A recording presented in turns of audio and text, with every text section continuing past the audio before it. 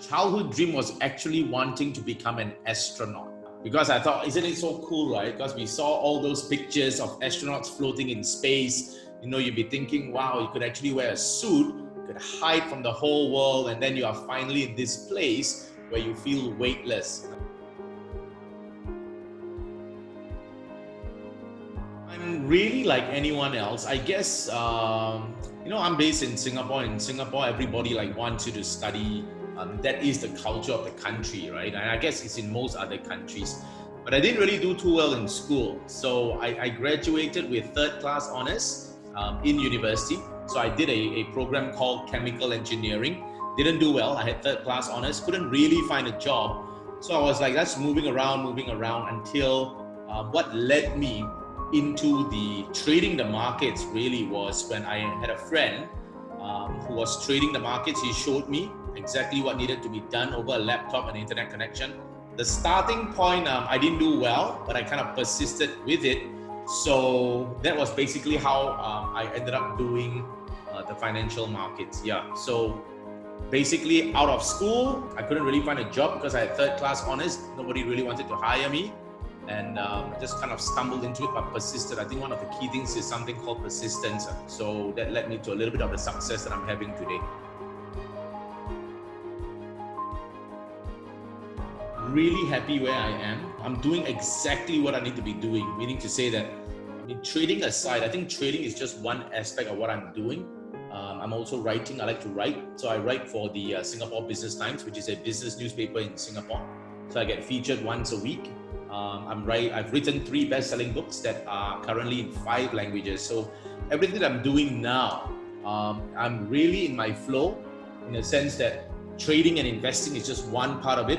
Building a business is another part of it. Today, our clients, we have about over 100,000 clients all around the world. The company now has about, 100 full-time staff. So what I do like about the business that I'm building, I do get to interface with different kinds of people, different departments. Right, we have the business development team, we have the operations team, I have the support team. So I like building people up, and I think that's something that I enjoy. It does give me some fulfillment. Just being in the trading world is just so much more than that when I build a business.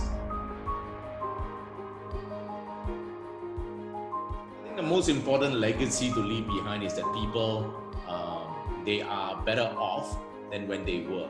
Most people will pursue 3 main goals. Number 1 is health.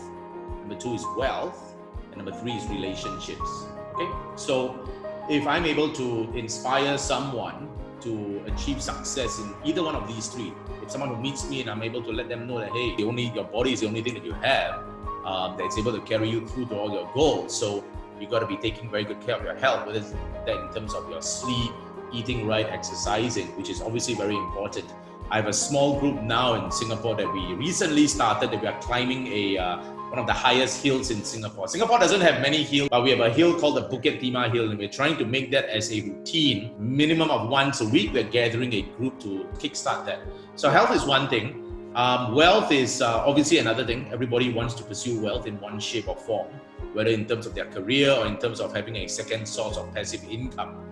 So what I do in the Forex market in terms of trading, and helping people to understand more about the financial markets in a very interesting and simple way that can help them earn an additional income regardless of whatever they are doing. Of course, number 3, I think it's important to invest in relationships, because I do recall there was a viral article that went online. It was by a nurse called Bronnie Ware. So Bronnie wrote an article called The 5 Regrets of the Dying. And if you were to read that, all of it dealt with relationships, whether it's a relationship with yourself, about being true to yourself, pursuing your goals, or whether it's about having deeper relationships, more purposeful and more meaningful relationships with other people. If someone who has met me, and if my legacy is anywhere intertwined in these 3 areas, in terms of them achieving a little bit more success in their health, their wealth, their relationships, I think I would have done my job.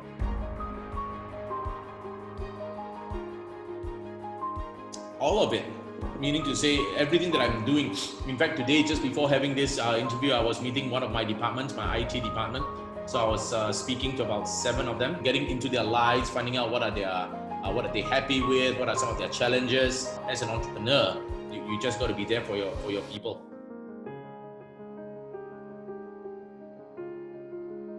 I'm looking forward to meet all of you live. I think it's been a couple of years since I've been in the Philippines, so I think it's a great time to come. And one of the key reasons why you have to be there is because my topic is going to be about how to catch the crash.